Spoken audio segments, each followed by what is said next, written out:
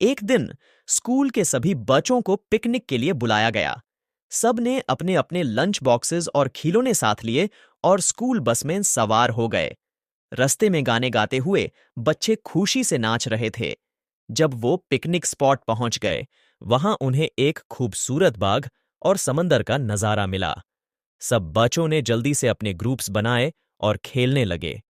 कुछ ने खूब मिठाइयां खाई, कुछ ने क्रिकेट खेला और कुछ ने समंदर में पानी में नहाया। सबसे छोटा बच्चा राजा अपने दोस्तों के साथ छुपन छुपाई खेलने लगा। वो बहुत तेज भगता था और सबको छुपाने में बहुत मजा आता था। एक बार वो इतना तेज भगता हुआ छलांग लगाने की कोशिश कर रहा था कि वो गिर गया और पानी में गिर गया। सबके दार से सबने उसे बचा लिया और सब मिलकर उसे हंसी मजाक करने लगे।